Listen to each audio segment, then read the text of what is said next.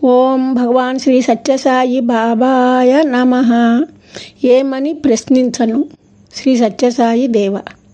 మొదటి భాగం. ఓం భగవాన్ శ్రీ సత్యసాయి బాబాయ నమః. సాయి భగవాన్ మిమ్ము స్తుతించుట కీర్తించుట నాకు ఇష్టకార్యము, కానీ మేము ఎంతో శ్రద్ధగా గమనించి మీ తత్వం ఎంతో కొంత తెలుసుకొని మీకు సర్టిఫికేట్ ఇవ్వక తప్పకున్నది. నాకు మనిషికి స్వేచ్ఛ ఉన్నది కదా, ఆ ధైర్యంతోనే మీకు నా దృష్టితో చేసే సన్మానం స్వీకరించగలరా స్వామి అని నేను అడగగలుగుతున్నాను. మీ స్పందన ఎలా ఉన్నా నా మనోభావాన్ని మీ ముందుంచుట నా ధర్మం.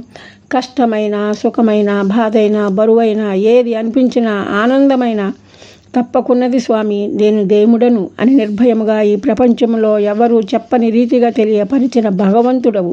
మీ ధైర్యానికి మెచ్చాను, ఆనందం కలిగింది. ఎక్కువ ప్రయాస లేకుండానే దైవ దర్శనం లభించిందన్న ఆనందం నా మొదటి ప్రయాణంలోనే పొందాను. మిమ్ము చూసిన ఆనందం మురిపించగా భర్త, బిడ్డలు, ఇల్లు, వాకిలి అన్నీ వదిలేసి మీ దగ్గరే ఉండాలన్న కోరిక కలిగింది. శ్రీవారి పర్మిషన్ కోసమే ఇంటికి వెళ్ళాను. చివాట్లు తప్పలేదు. కోపం వచ్చింది మీపై. నేను మిమ్ము చూసేసరికి మీకు 61వ సంవత్సరం, నాకు 32వ సంవత్సరం.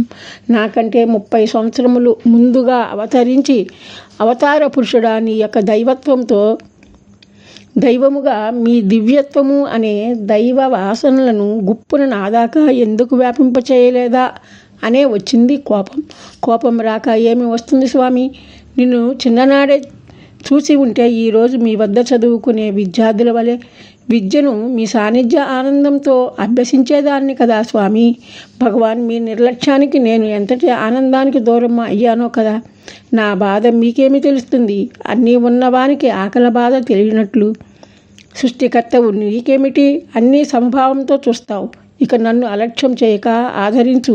దైవానికి కష్టము, సుఖము రెండు వేర్వేరుగా కానరావు అని చెప్తుంటే దైవమా? కష్టం, సుఖం తేడా తెలియకుండా సుఖయోగి నీవై ఉండి సుఖభోగులుగా మమ్ముంచి మా అవస్థల నివారణకు మార్గం చూపుతానని చెప్తుంటే కిమ్మనక దరిచేరుచున్నాను. ఎంతటి అవివేకాన్నైనా పోగొట్టే దైవమన్నది నా విశ్వాసము.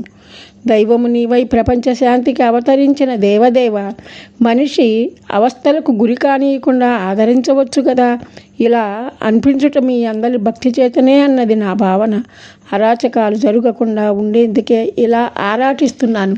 సాయిదేవ, అక్షర సేవ అన్ని సేవలలోకి మంచిదని చెప్పి ఉన్నది ఉన్నట్లు ప్రశాంతి నిలయాన్ని దర్శించి వ్రాయమంటే వ్రాయక తప్పకున్నది మనసులోని మాటలను. నాది అవివేకమైతే మన్నించు స్వామి. సాయిదేవ, ఒక్కోసారి ఏమనిపించేదో తెలుసా? దేవుడు అనే పవిత్రమైన పదవిని పెట్టుకున్నారే కానీ తగినంత కృషి చేసి మానవ జాతికి తగిన మేలు చేయుట జరుగుటలేదనే అభిప్రాయం కలుగుతున్నది. కాలం కరుగుతోంది. మాలో మంచి మార్పు రావటానికి తపన ఉన్నా మార్చటానికి మీరు ఎందుకు సమయం తీసుకుంటున్నారో అర్థం కాని స్థితిలో భయంకరముగా అనిపిస్తుంది నాకు. మిమ్మల్ని చూస్తే కలిగే ప్రశాంతత సదా తోడుండాలనే తపన, సౌమ్యముగా మాట్లాడాలనే సదాలోచనల మధ్య ఉక్కిరి బిక్కిరి కావలసి వస్తోంది. ఇందుకు కారణం మీ అభినందనలు అందుకోవాలన్న ఆలోచన అనిపిస్తోంది. లోకం పోకడ కొద్దో గొప్ప తెలిసిన దానిని కాబట్టి మీ అందున్న ప్రేమను మాత్రమే వ్రాస్తున్నాను అనిపిస్తోంది. ఇదేమి సోద్యం? నా బుర్ర రిపేర్కి వచ్చిందేమో స్వామి.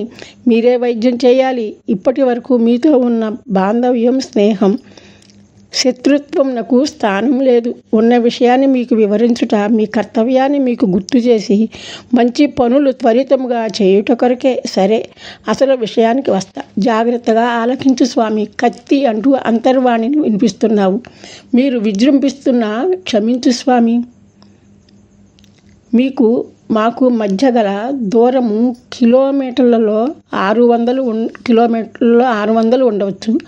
జిల్లాల వారీగా చూస్తే మీకు మాకు మధ్య 2 జిల్లాలు. రాష్ట్రము ఒకటే, భాష తెలుగే. కానీ మీ గురించి స్పష్టముగా తెలియటానికి నాకు 32 సంవత్సరములు, మీకు నన్ను పలకరించటానికి 61 సంవత్సరములు రావాల్సి వచ్చాయి. సిగ్గు. ఎన్నో దేశాల వారు పుట్టపర్తి వస్తున్నారు. వారికి అవకాశం ఎలా ప్రాప్తించిందో మీకే ఎరుక? ఏమిటయ్యా నీ వ్యాప్తి? ఆ రీతిగానా నీ కృషి ఉండవలసింది?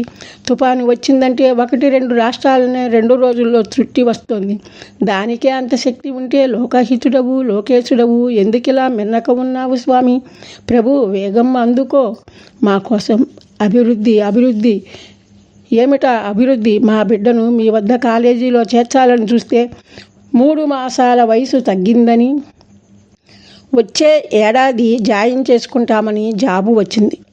సమాచారం ఇచ్చారన్న ఆనందంతో సీటు రాలేదన్న బాధ మరచాను. నా తల్లిదండ్రులకు మీ యందు, మీ విద్యా సంస్థల యందు తెలియవలసిన సమాచారము తెలియని స్థితి. తెలిసి సీటు అడిగితే మా పరిస్థితి ఇది. నేను పొందలేని ఆనందం విద్యార్థిగా మా బిడ్డలైనా పొందుతారని నేను శ్రద్ధ చూపితే చేయదగిన మర్యాద చేశావు కదయ్యా. బిడ్డ మీద ఎంత ప్రేమ ఉన్నా పెద్దల కోరిక, నా బిడ్డ కోరిక దృష్టిలో ఉంచుకొని 80 కిలోమీటర్ల దూరం చిన్ననాడే పంపాము. మీ చెంతకు చేరి పిల్లల ఆనందం చూస్తూ అప్లికేషన్ పెట్టినందుకు మాపై దయ ఏ తీరుగా ఉందో తెలుస్తున్నది కదా స్వామి. ఎంతటి కర్మనైనా భక్తి మార్గంలో మంచిగా మార్పు రావటానికి భగవంతుడు ఎంతో సాయం రాగలడన్న విశ్వాసము నాది. మిమ్ము చూశాక భక్తి లోపం ఏమైనా నాలో మీకు కనిపించిందా? ఏ విధముగా భక్తి లోపం కలిగిందో వివరించు స్వామి. ఇది మర్యాదగా అడుగుతున్న ప్రశ్నే స్వామి. నేనెంతటి దానను మిమ్ము తప్పు పట్టేందుకు? సంవత్సరానికి 80 మంది పిల్లలు జాయిన్ అవ్వవచ్చు. మీరు మాత్రం ఏం చేస్తారు? మీకందరూ సమానమే. ఎందరో భక్తులు, విద్యా సంస్థలో పనిచేసే విద్యార్థుల బిడ్డలు, సేవలో పర్మనెంట్గా ఉండే భక్తుల పిల్లలు, ఇలా విదేశాల నుంచి వచ్చిన పిల్లలు, విద్యార్థుల తల్లుల ఆనందం చూసి అలా మీకు చేరువగా ఆనందాన్ని పొందాలనే పడే తపన నాది. క్షమించు స్వామి. మీ విద్యార్థులు ఉత్తమ గుణములతో మాకు ముచ్చట కలిగిస్తుంటారు. మీ ఉపన్యాసాలు వినగలుగుతారు. మంచి వాతావరణంలో పెరుగుతారు. ఇదే మా ఆశ. చెల్లి బిడ్డ రాజమండ్రిలో అప్లికేషన్ పెట్టినా సీటు రాలేదు. మేనల్లుడికి ఇదే పరిస్థితి. మేనకోడలు సురుచికి అప్లికేషన్ పెట్టకున్నా మీ సన్నిధికి తీసుకురాగా మంచిగా ఆశీస్సులు అందుకున్నది. ఆ తరువాత తాను స్కూల్లో జాయిన్ అయ్యింది.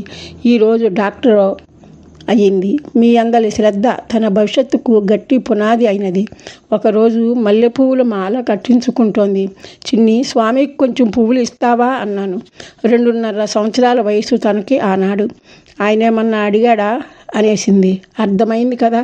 పువ్వులన్నీ జడల్లో తురుముకుని వచ్చింది. 70వ సంవత్సరం పుట్టినరోజు సందర్భముగా జరుగుతున్న 70 రోజుల భజనకు ప్రతిరోజు ఎంతో శ్రద్ధగా భజనకు హాజరు అయ్యేది. భక్తికి వయసుతో నిమిత్తం లేదు. కానీ చిన్ననాటి భక్తి తిరిగి సంసార యాత్రలో తిరిగి వృద్ధి కావాలి స్వామి. ఈలోపు మానసిక స్మరణే ఎక్కువ మందిలో.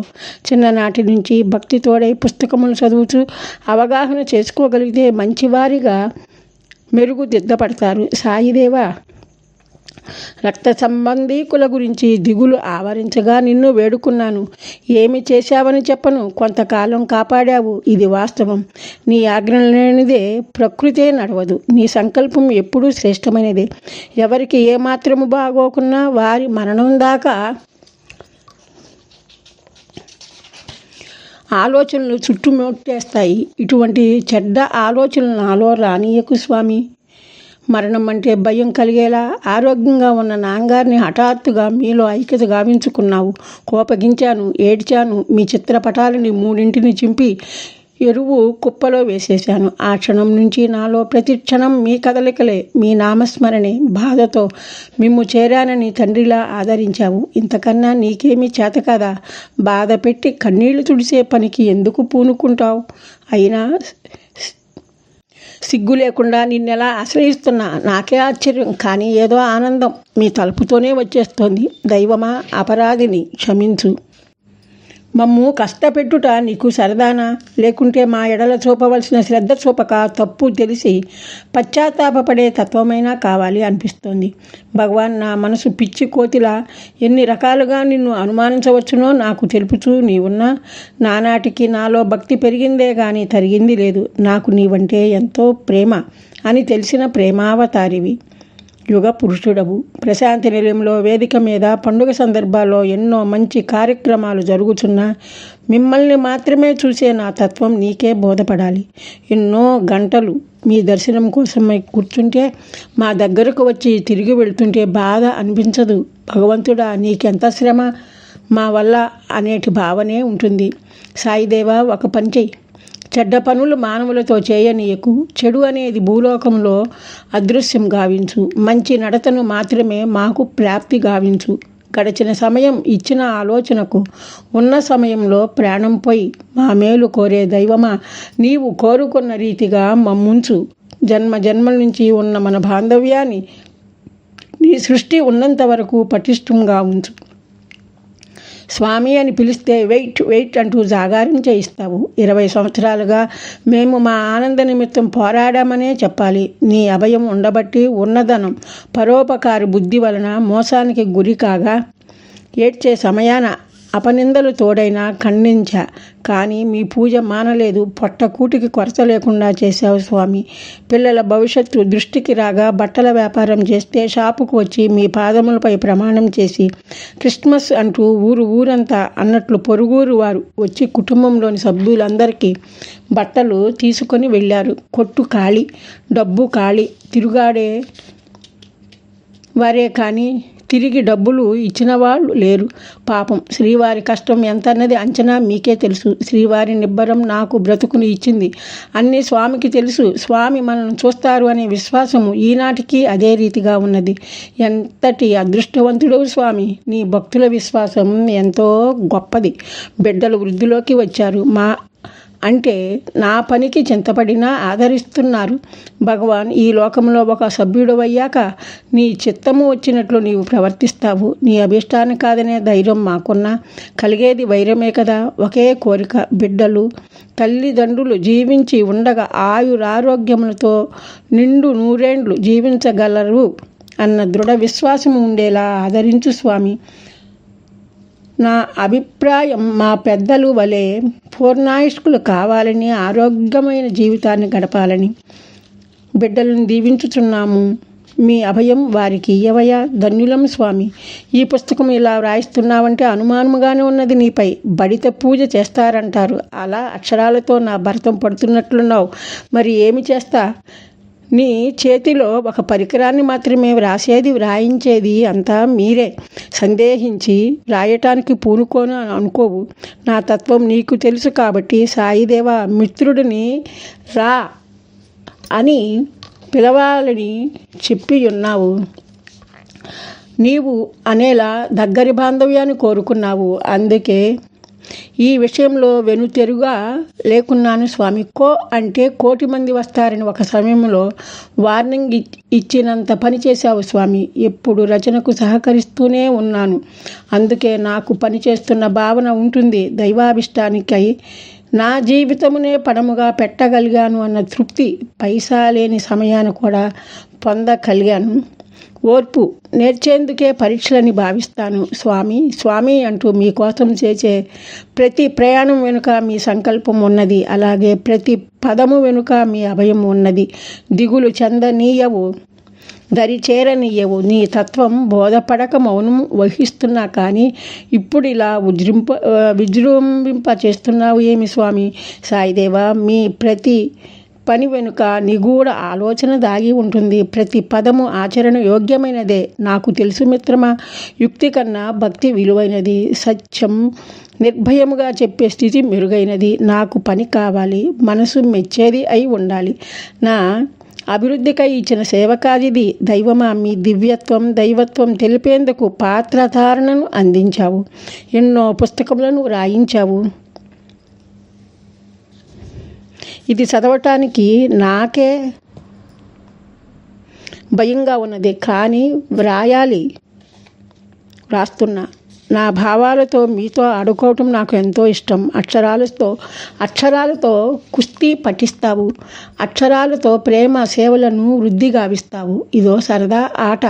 నీతో కూడిన జీవితం ఇది అని చెప్పగలను స్వామి. జై సాయిరాం.